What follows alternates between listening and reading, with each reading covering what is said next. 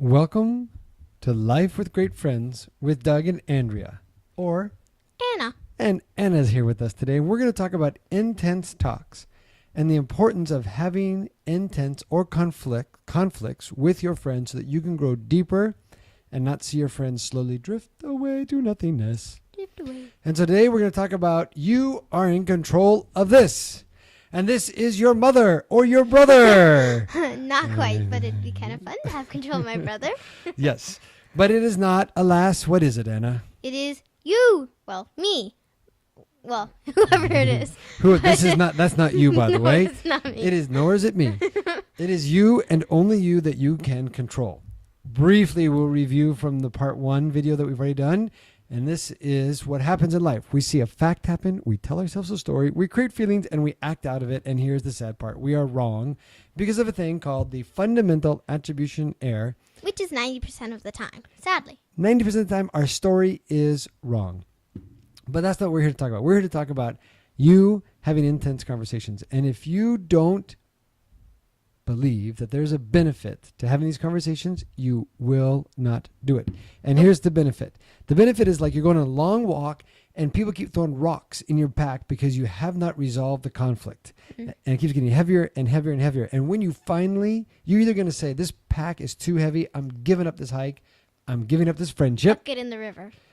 Or you're going to say, we're going to have this intense talk. And when you do, it's like this heavy weight is just dropped off your shoulders. And you know, when we've been hiking and all of a sudden that it's gone and you're like, oh, or when you're carrying your sister and you're like, oh, I can fly now. Right. And that's what it's going to be like when you have these talks. Otherwise, you're going to have to understand you're going to not continue those friendships. Some of you are saying, but I can't do this. That was way too real. I've heard that way too many times. Uh-oh. Instead, this is what? This is a skill you need to learn. And you can learn it. You can. There's no one that comes built with this. But here is the number one reason that things go bad. Dun, da, da, da. We lack a heart to love and understand each other person. So when we said we're starting with you, that's what we mean. We're starting with you, and you need to learn the other person, love the other person. Don't wait for them to love you. You start it, and incredible things are going to happen.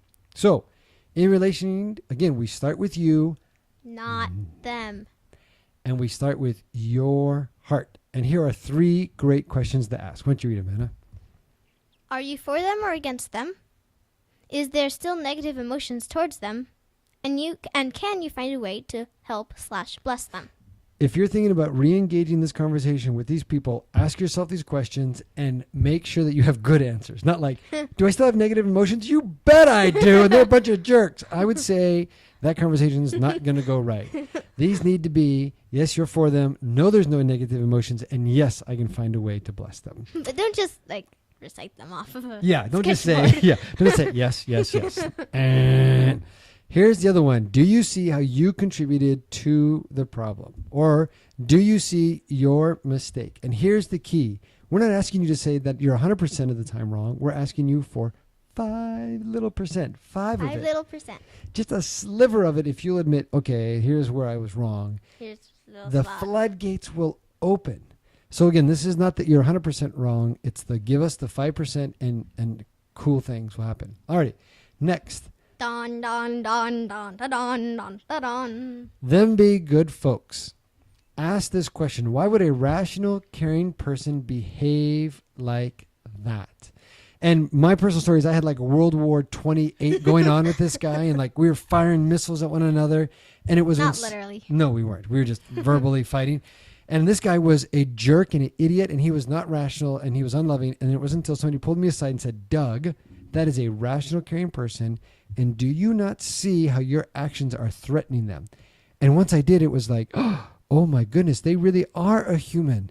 They're not a villain. And that is your goal, to make them a real human again and not a villain, so that you can see what the real problem is that's causing the conflict. And as long as they're an evil villain, you will just make it all about... You'll miss it because you're so wrapped up in that. You can't see anything else. You're exactly right. So what do we want to talk about? Here are 4 questions that will drive to the heart of things. What do I really, really want for myself? What do I really, really want for them? And what do I really want for this relationship? You be honest, Honest. And when you do, you will be shocked at the disgust of the answers that you'll have, and you'll be joyful for the ones that are right. And the other one that's really good is, what don't you want out of this conversation? Ask that question, and again, it'll help you. Here's a real life one for me. I literally sat down and I wrote down, what do I want out of this conversation and this relationship? I never want to see them again, ever. Never. By Never, the way, never. that's not a helpful thing to say or believe. So then I said, what don't I want out of this? And I said, I don't want this to get worse. I don't want this to get worse. So then it changed my want. I want this impasse to end and a healthy relationship to form. In conclusion, Dun, da, da. the only thing you can control is You, make them a human, not a villain. define what you want and what you don't want. That's part 2. Part 3 is going to be ambiguity kills. So kill ambiguity. Go buy the book, Crucial Conversations. It is amazing. You'll find it there at lifewithgreatfriends.com/book. It's amazing. Lifewithgreatfriends.com/book. Thanks. Bye.